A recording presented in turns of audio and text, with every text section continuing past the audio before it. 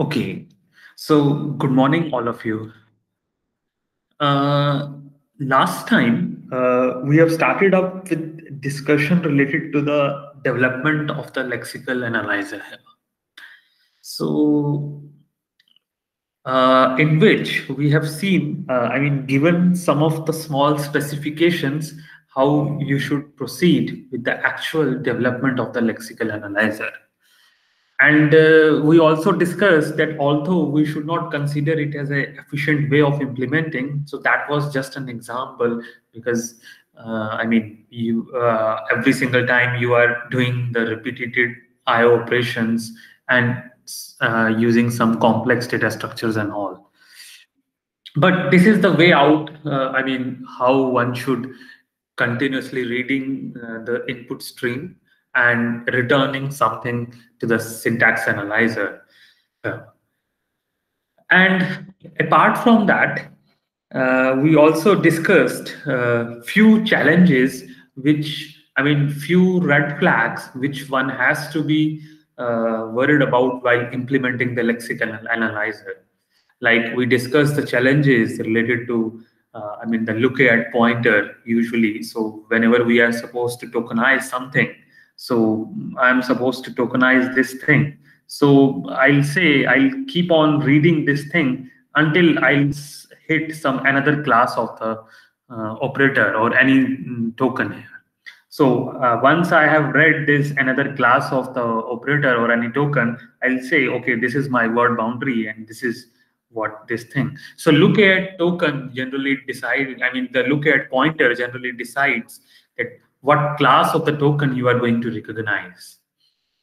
And obviously, it is also expecting whenever I have read E, so I must be expecting the another thing as an identifier or as a character because it has to be conforming to either to an identifier or a keyword. So these are some of the few challenges. And we have also seen the interface of this data structure symbol table to the lexical analysis. So for implementing the this symbol table, we need these two operations. That is, we need to insert the corresponding lexemes and associated tokens. And we have to also perform the lookup operation before inserting anything because it is quite possible that we may come across in such situations, let's say like this. So there is no need to store the multiple lexemes with the same, string here. So the question is, how will someone will perform the lookup? How will you implement the lookup? So consider right now, we are talking about the linear lookup, but it is very much acceptable if we want to make it more efficient. So one will go for the binary search and all. So that will make your implementation of the symbol table more efficient. So this is the point where we have stopped here.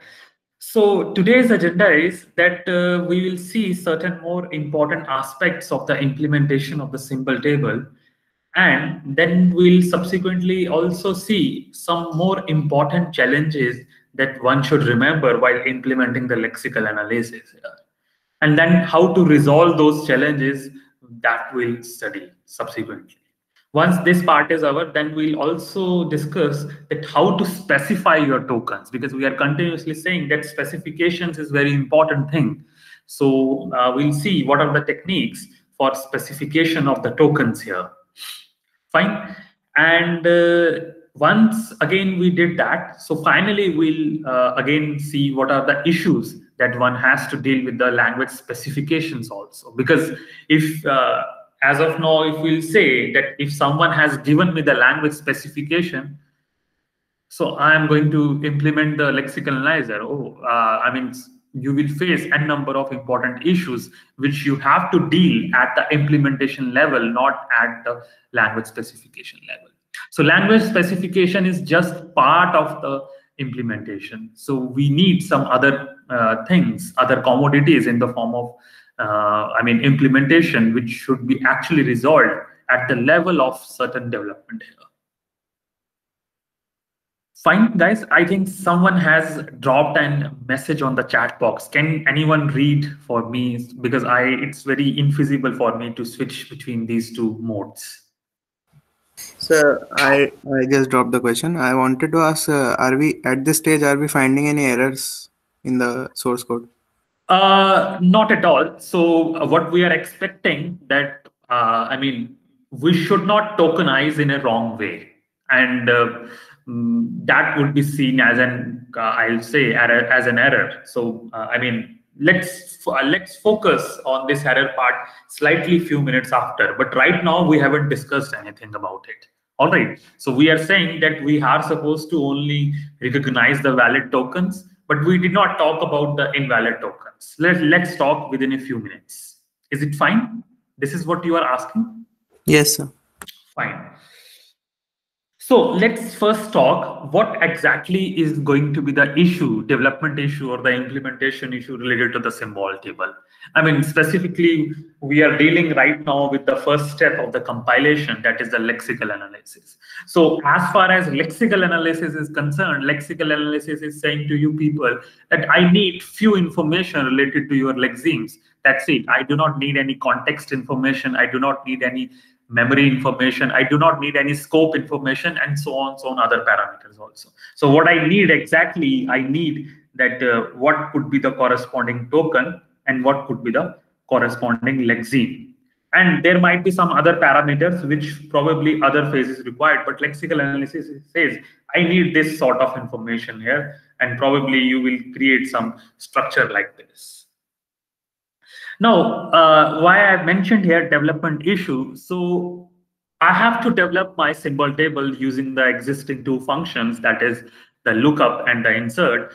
But I also want that my implementation of the symbol table should be space-wise efficient. I mean, it should not consume some extra memory and so on. It should be space-wise efficient. So we'll say that then in that case, we need to think that what exactly is the space required for storing the tokens, and what exactly is space is required for storing the particular lexemes associated with it, that string value. So my question to you people, I mean, what do you think that, I mean, let's talk about in C language. So how many existing keywords or anything we have beforehand? I mean, this C language contains how many keywords? And if someone does not know the exact number, so can someone guess? Okay, I mean, how much space is required for storing these particular, I mean, keywords or these tokens here? How much space? Anyone?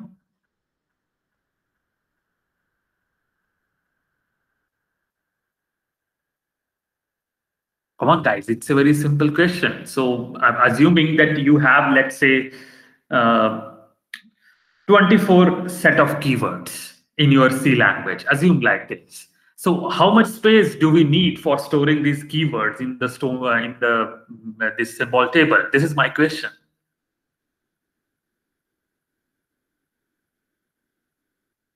No one yet still? I mean, this is not something, I mean, I am asking you a very difficult question. So my question is very simple. Let's suppose this much number of keywords or the tokens which you have probably, and you want to insert these things into the symbol table. So how much exact space do you need? In terms of, let's talk in terms of bit and bytes. Sir, this depends on the string length of the keywords also. We need to know the maximum. I mean, we'll say, let's say we have, I mean, it's 24. So possibly, I mean, this is closer to 32. So I need somewhat set of, let's say 5 bits to store the tokens, to store the keywords. Can I say like this as of now? So I would say that, I mean, the fixed amount of this sufficient small information in terms of bits I require to store my keywords here. Fine. So I mean, assuming that there is no space issue with respect to the keywords, with respect to the tokens, because these words are very fixed, right, in length as well as in other things, in number. But what about the lexemes, the strings? the identifiers which you usually declare in your C program. I mean, assuming, let's say the C programming language generally allows us that the length of the identifier should be 32 bytes, and let's say the 32 characters, right?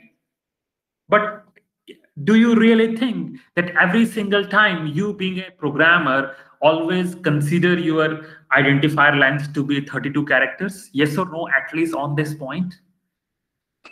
No, sir.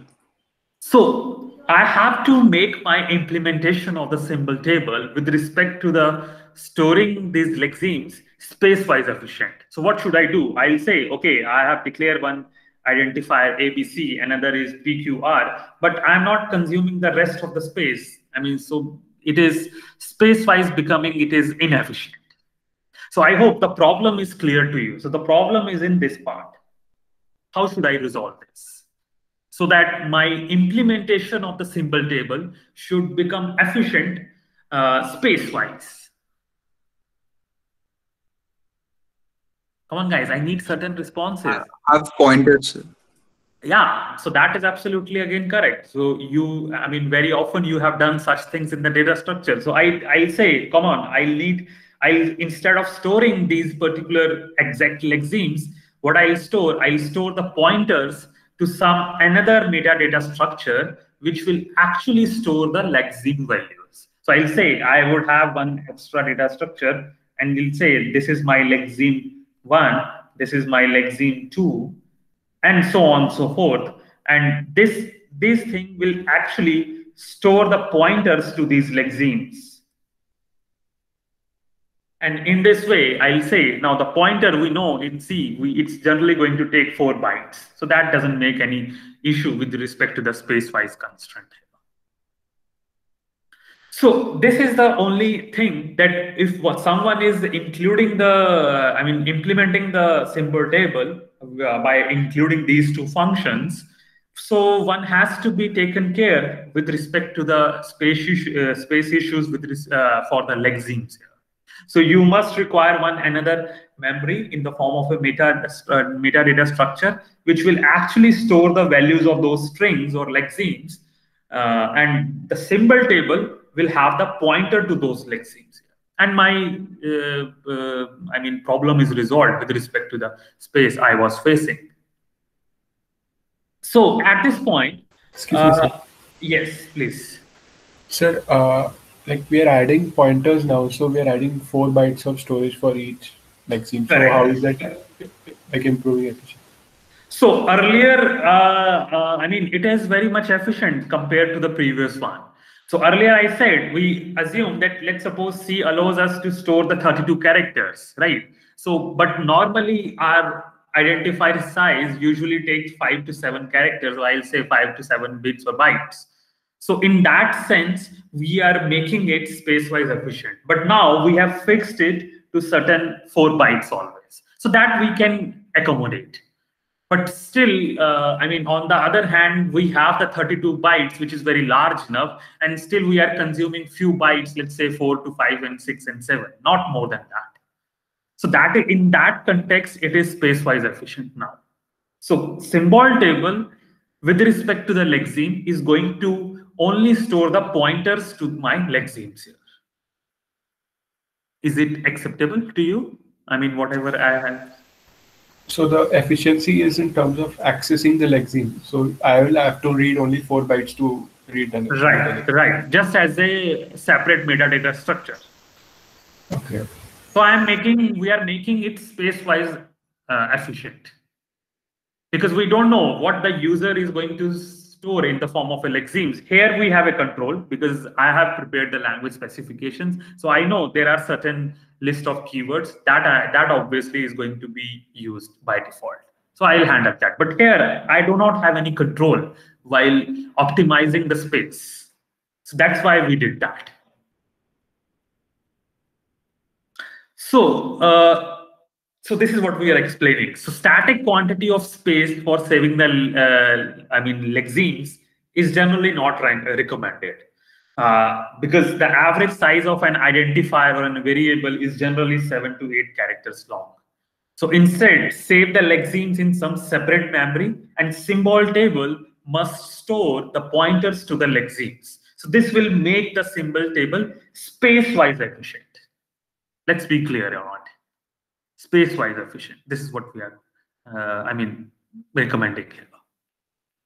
So there are two things. So first, we identified with respect to the implementation of the table, we require two operations. One is lookup and the another is insert. So lookup, we assume while discussing we are doing a linear lookup. Otherwise, you can utilize the capabilities of the binary search as well. And another thing is the space-wise development issue. So this is with respect to the lexical analysis for the implementation of the symbol table. Yeah, so this is just one representation which I have shown you earlier as well. So right now we are just concerned with these two guys. Fine. As far as the implementation of the lexical analyzer is concerned, I am not concerned with the type, scope, and other parameters related to the other phases, let's say memory, scope, and other things. So lexemes, this will store the pointers and this will get redirected to some other lexemes here.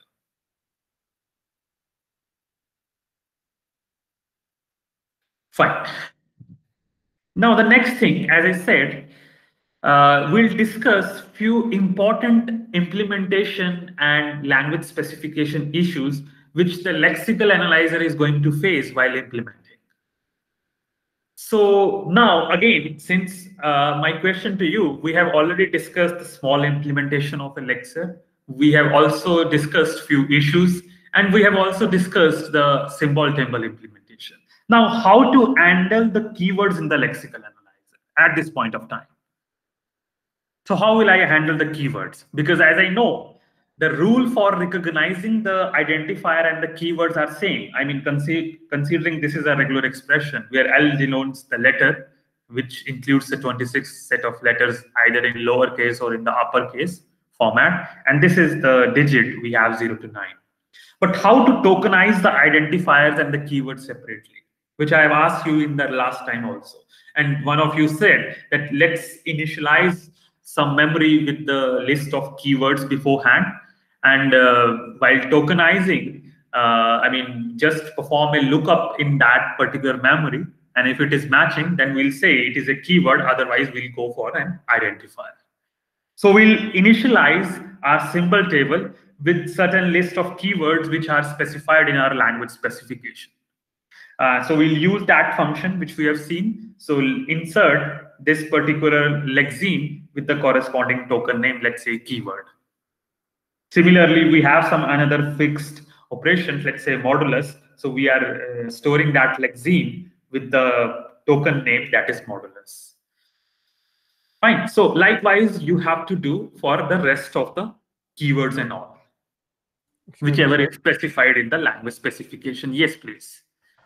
Sir, are we storing if we're storing all the keywords, initializing the symbol table with all the keywords wouldn't that be a wastage of space? Because we're obviously won't be using all of the keywords that are present in the C language at once. No, not at all. So let's clear this statement. Suppose in our language specification document, which I am going to float on Nalanda very shortly, I'll say, let's suppose we have freezed 16 keywords in my language.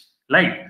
So while implementing the symbol table, you will initialize your symbol table with the list of that say 16 keywords.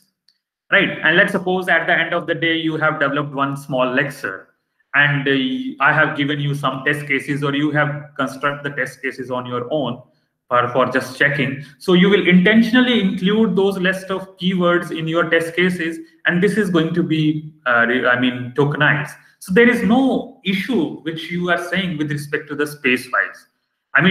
You can tell me any other thing which can be dealt with this particular thing, because I have to initialize the list of keywords in the symbol table so that later on when the test cases will be given as an input to the lexical analyzer, and if those keywords are present in your test cases, that can be separately tokenized with the help of the symbol table. So I don't think so there is a space-wise implementation issue with respect to the symbol table.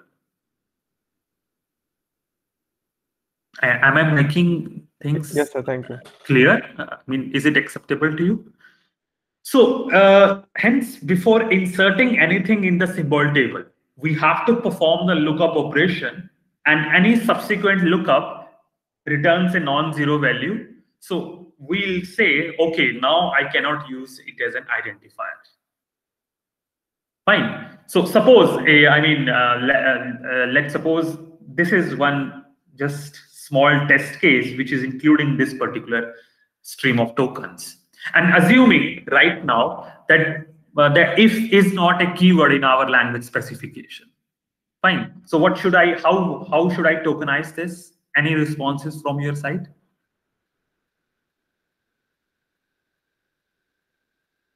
Come on, guys, I asked you a very simple question. If is not a keyword in my language specification, if is not a keyword is my language specification. So how your lexical analyzer should tokenize it?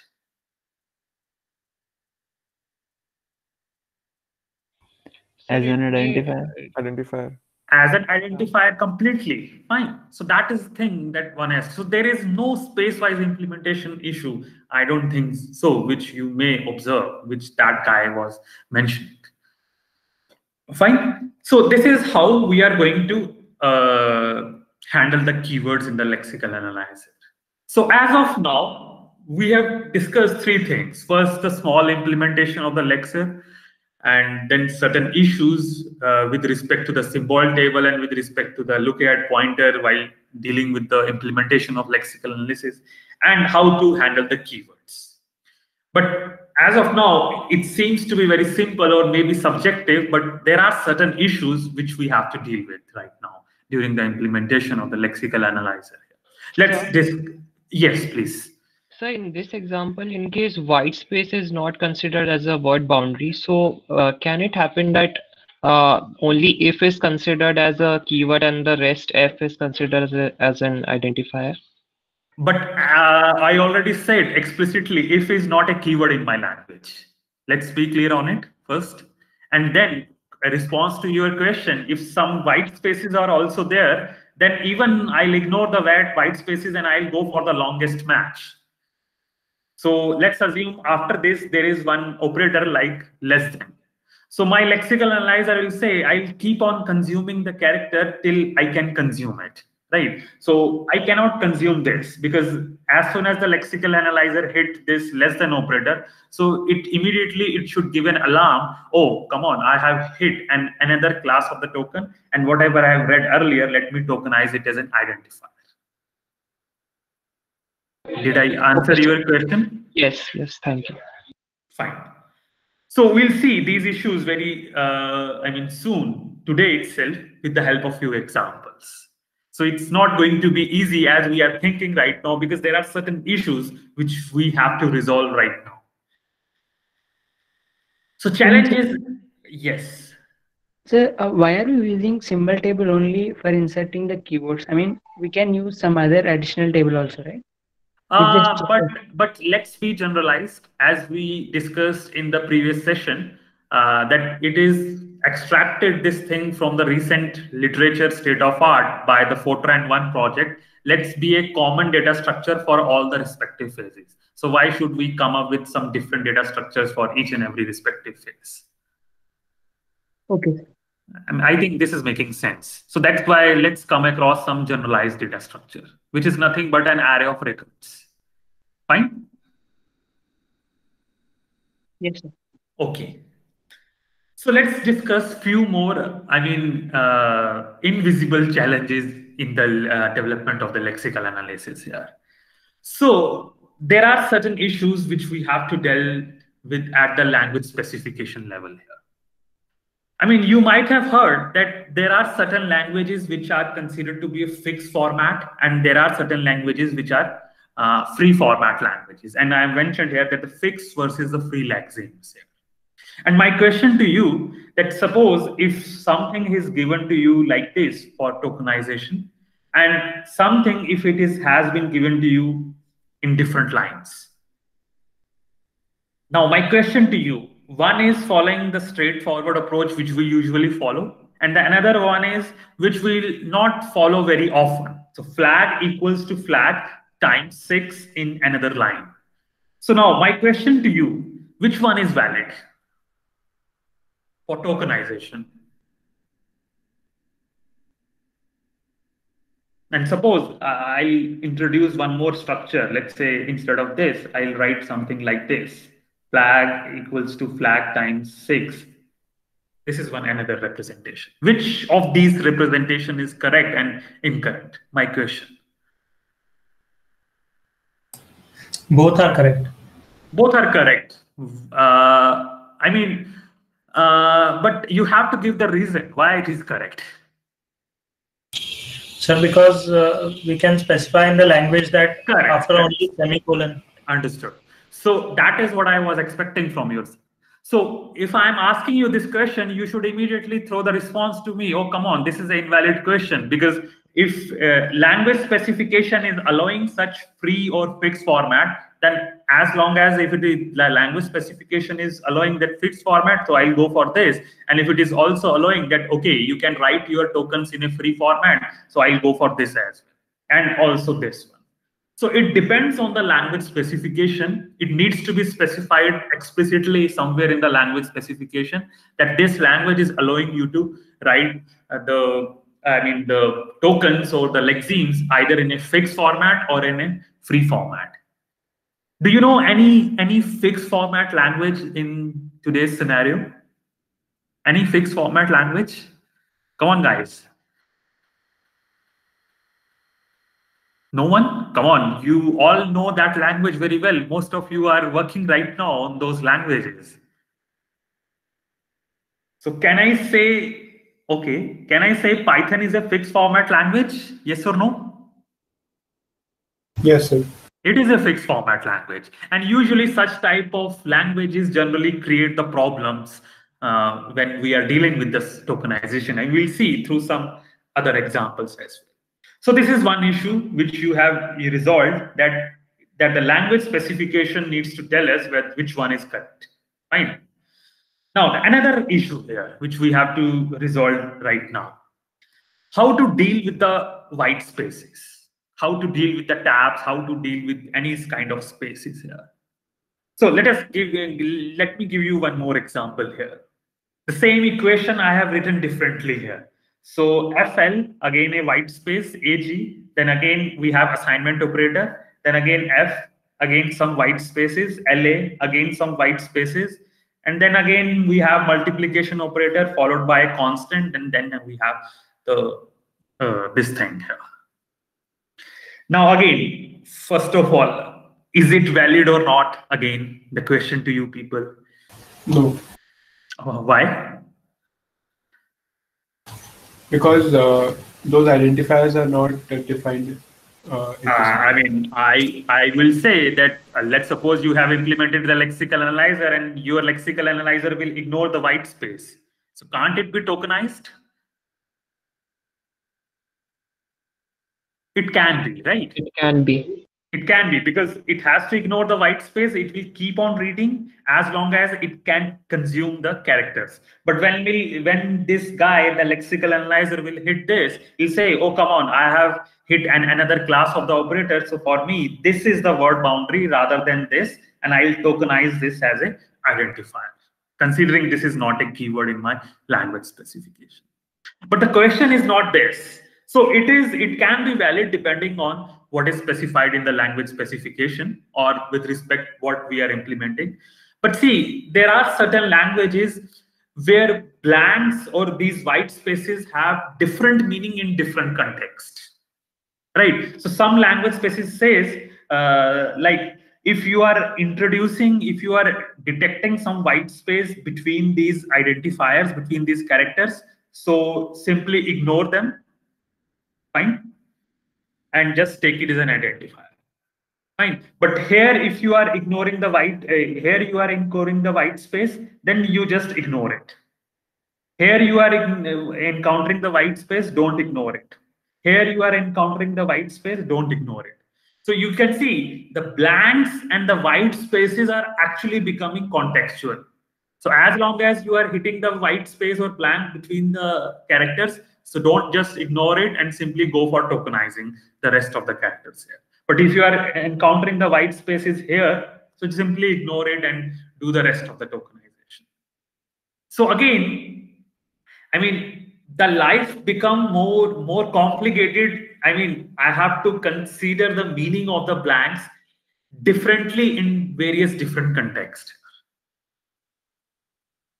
Fine, guys, I hope you are understanding this point. So how to deal with the white spaces?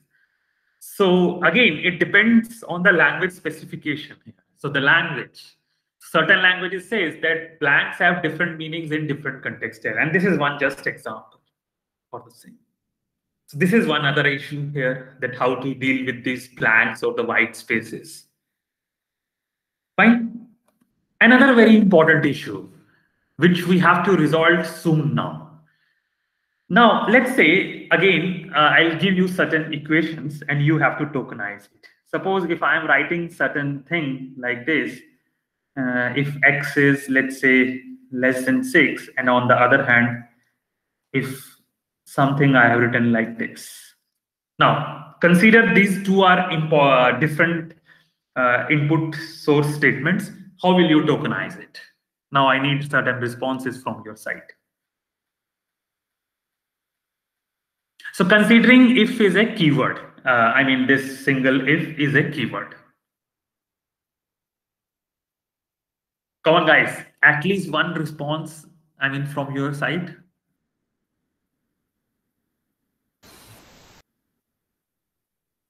Yes, please, anyone? I asked you a very simple question, whatever we have discussed up to this point. So the if has one token, then the opening bracket has one token. And similarly, others as separate tokens. Yeah. Fine. And, so I would say if as a keyword here in this. Like you said, it is a separate. What about this? This whole IFF has one token as an identifier. As an identifier. Fine. And then rest similar to the one above. Fine. I mean, right now what you are making is a valid point. If is a keyword here. I mean, this one is a keyword, but it is quite possible that the second statement I could have tokenized in a different way. Fine. Because as I already said, that if is a keyword in my language. Fine. So I would say rather than consider word separator here, I'll consider the word boundary here and I'll tokenize if at separately as a keyword and I'll consider if as an identifier. F as an identifier, and rest of the same is similar to, we know this is an open parenthesis, this is again an identifier, and this is a comparison, and there is constant. But the thing here is, I could have, based on the discussion we have done till now, corresponding to our language specification, I could have tokenized it because I have already tokenized if as a some token, right? So why this time I'm going for IFF rather than I did this? And if some of you will say this would be treated as an error, lexical analyzer say this is not my job. Let the other guy, let the other phrase will detect this as an error. That if I am recognizing this as a keyword and this F as an identifier. But this guy said that instead of this, I'll consider if as an identifier here. And which I'm saying is absolutely correct. I mean, error-wise, this has to be resolved here. But right now I'm saying that as far as what we have discussed up to this point, let this tokenization should happen in this manner that I single F should be recognized as one token and F should be recognized separately as another token. Any comments up to this point? Anything? Sir, can you go to previous slide? Yes. So in this fixed versus free lexemes, so say if my language specification is having fixed lexemes, so even in that case, both of these statements will be correct, right? Because like lexical analyzer don't have any job of that. Right. It is correct. It is just with respect to the different line numbers. Yes. Okay. But my question here is what I'm making here statement here is that IF should be recognized as an separate token, as a keyword, F as a separate identifier. Is it a relevant statement, guys? And if not, give me the reason. Sir, but in a compiler, as you said, that we follow the principle of maximum. Yes, yes. So I did not said that someone last time raised some questions. That's why I introduced that principle. And now it is the best place that where this guy, I mean the earlier guy which have responded, may have utilized the principle of the maximal munch here. So the lexical analyzer says, oh, come on, why the parser should resolve this error? I have the capability to resolve this error. And that capability comes from which this guy has just said, the principle of the maximal munch. I mean, consume as long as it is feasible for you to consume. So he'll say that, okay, as soon as I have read IF, and I'll keep on consuming, but I cannot consume this because I have hit another class of the token. So let me call it as a complete identifier, assuming that IFF is not a keyword in my language. So this is another issue. But the thing here is that language specification is not going to deal with this problem. That's the thing we need to understand. So this is an implementation issue which we have resolved using this principle maximal munch. So language specification is somehow incomplete to tell me what exactly I should tokenize here. Because language specification has given me the regular expressions, right? Given me some rules that it can say, okay, if can be also be an identifier, keyword, and F can be a separated identifier. Because I'm taking these two separate decisions based on my language specification. And that is not my fault. So that means here at this point of time that for implementing the lexical analyzer, language specification is not going to resolve all my challenges. There are certain issues, which is the current issue which we have faced, that is going to be handled at the implementation level. Now from here onwards, you must remember we have two things. One is we have the specifications available with us, and another thing is we have the implementation. So there are certain things which can be referred as specifications, and there are certain issues that needs to be resolved at the implementation. I hope it is clear now. Let's see a few more examples. Yes. Sir, if this problem was not solved by the language specifications, is it possible that some compilers don't follow maximal munch? It is possible. Yeah, your tool cannot follow the maximal munch. So it says this problem could be resolved by the specification. So specification in that case needs to be very explicit that they should be able to differentiate between these guys. Right. So in that case, this will treat it as an error, but lexical analyzer cannot throw an error. So let the other phases will detect an error. So parser will say, okay, this is not something a grammar rule, which says this as a separate thing and this as a separate thing. And those guys will do the needful. As long as only the specification we don't have the maximal munch principle. Fine. But lexical analyzer says I have the capability to resolve this. Did I answer your question? Yes. Thank you. Fine. So let us see some more examples now. So here what we are making an important point that language specifications are not complete. And just using the regular expressions and some other things, it is not feasible for us. Because as I say, that this is also matching the specifications and this is also matching the specifications. So language specifications are not complete. Now, this is another example. Now, my question to you, how will you resolve this? How will you tokenize these two different inputs? Come on, guys. Give a quick interpretation on this. So this is Z2 not, and this is Z2 3 times not. Sir, both of them are identifiers. One Both identifier. of them has to be an identifier as long as we are following the principle of maximal munch. So this guy has answered not just by referring only the language specification. This guy have answered this question by resolving this issue at the implementation level. So some would have said, okay, this will be treated as an identifier, but another guy would say, oh, come on, I'll identify it as a separate thing. Let me call it as an identifier Z, and this will be some constant form.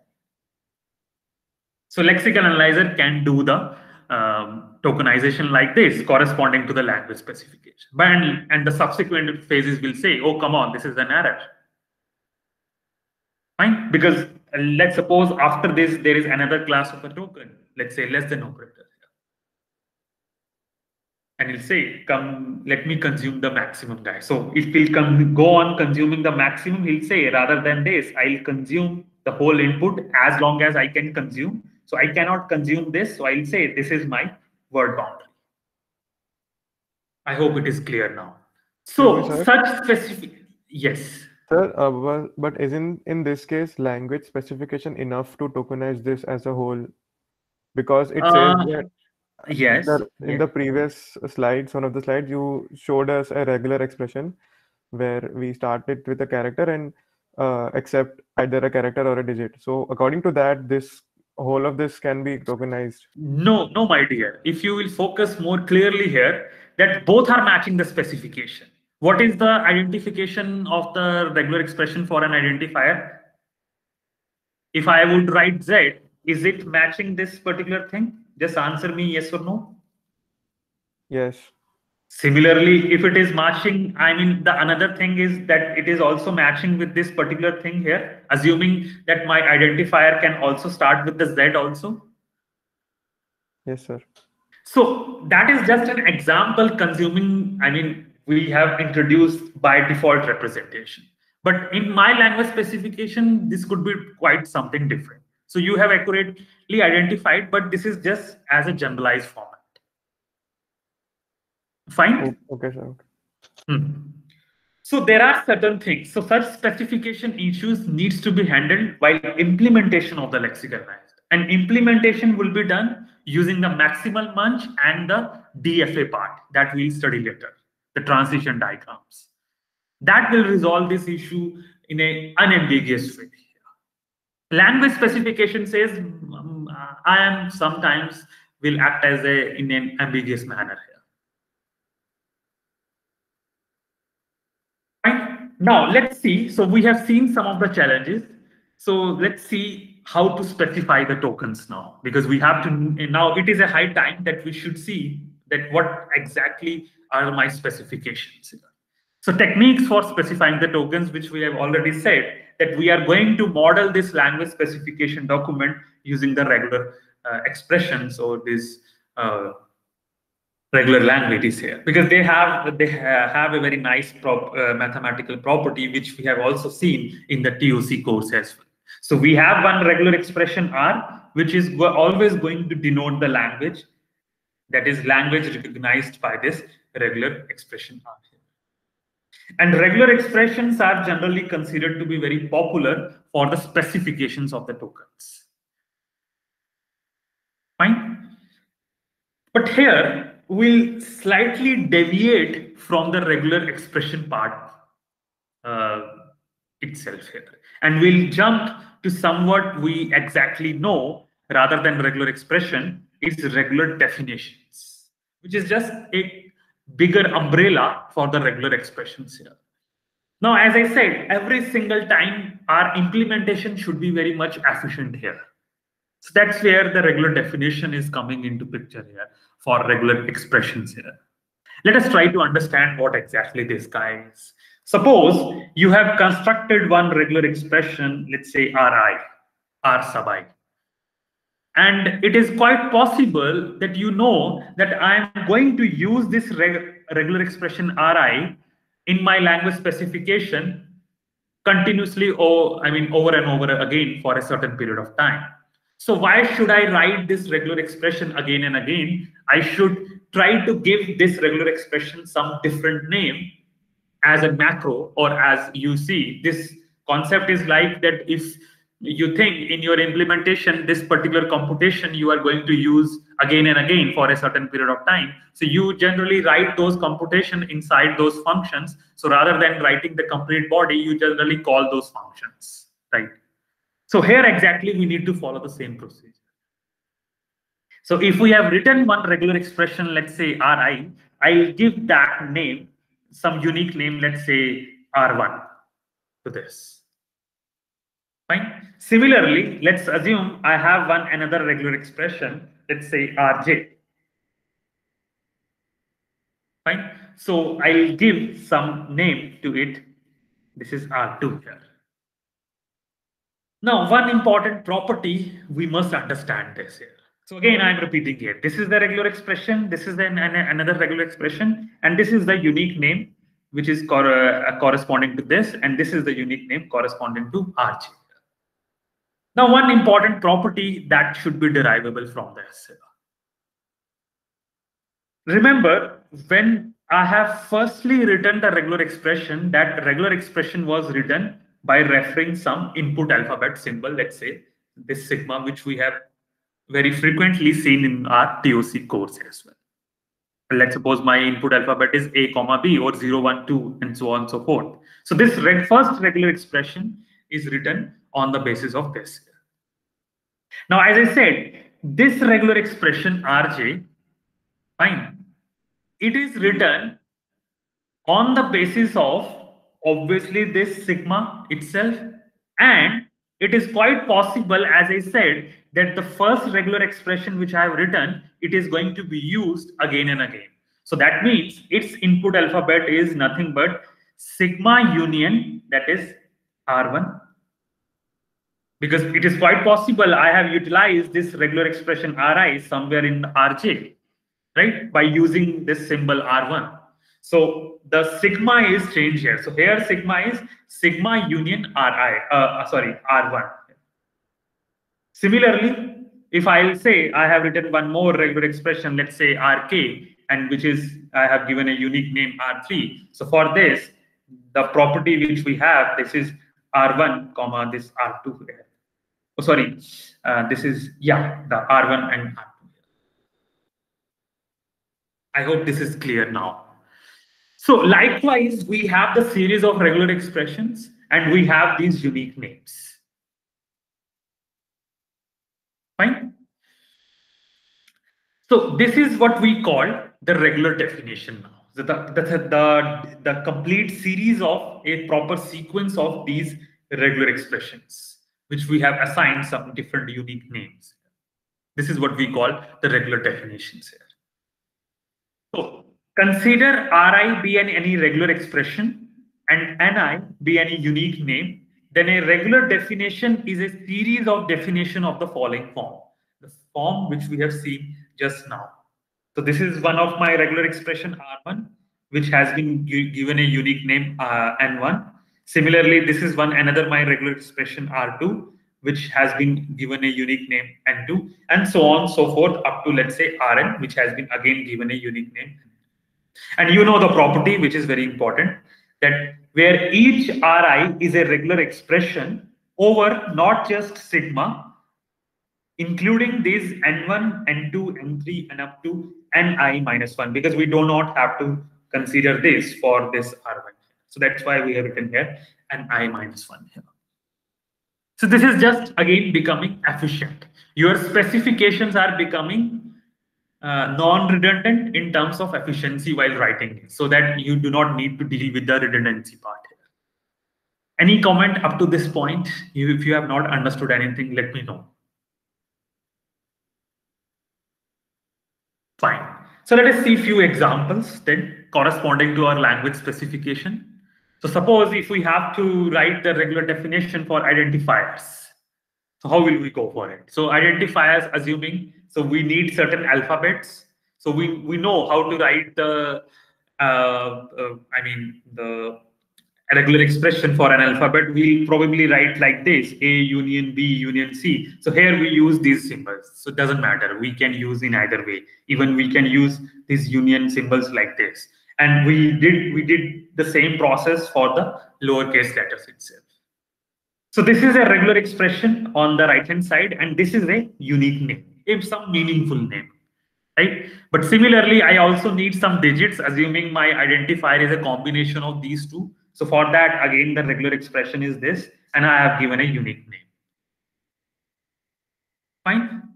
And now I'm going to utilize these two guys rather than rewriting again these two guys. And I'll say now my identifier has to be always start with an alphabet and followed by, it could be any combination of alphabet or digit, including epsilon as well, because we are using here clean closure symbol.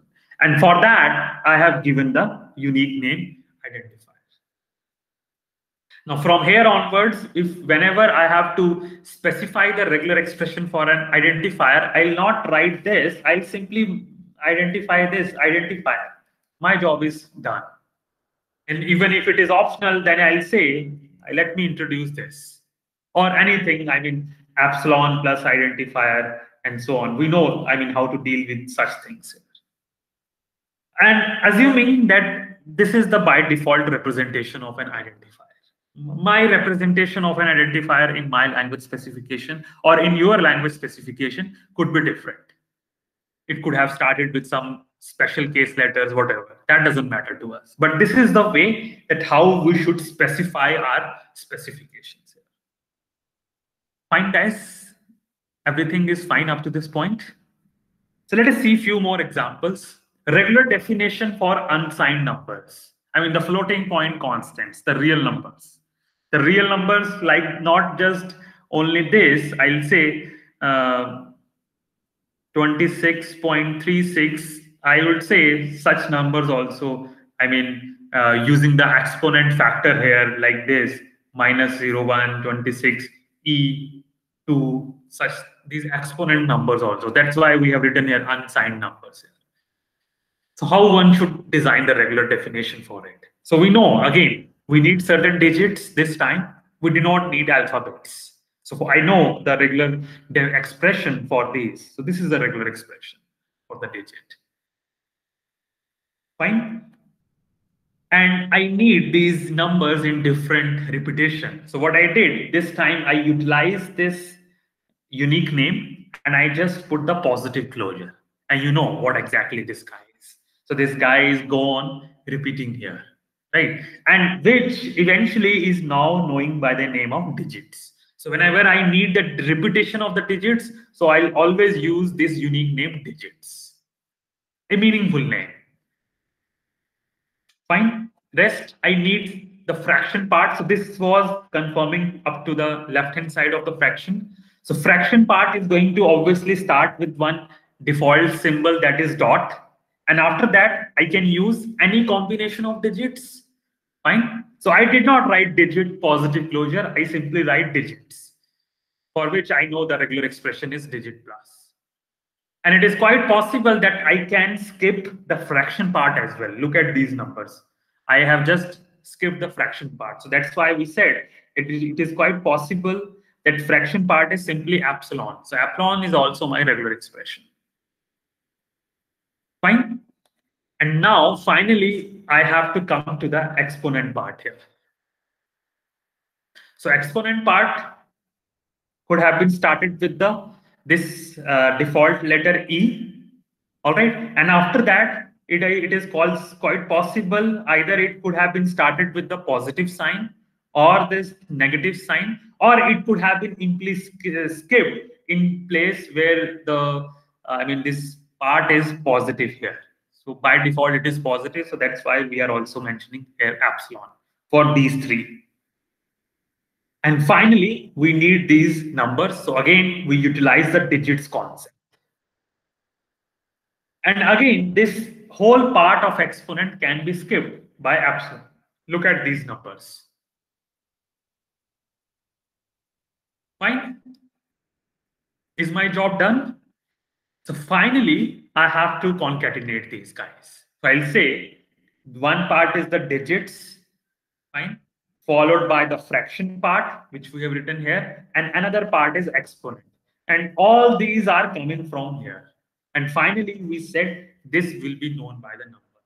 And from here onwards, whenever in my language specification, I have to represent it by unsigned numbers, I'll simply use this guy rather than rewriting all these. So this is the beautification of the regular definition. So guys, anything, so I'm stopping here guys for today. Anything you want to ask, please let me know. Any question, any comment, any feedback. I mean, you can discuss anything, whatever we have discussed up to this point. So I'm stopping here, guys.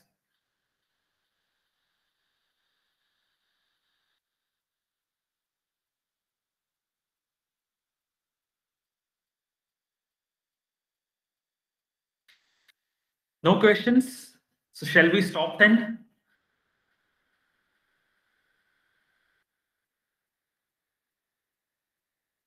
So all right, guys, I'm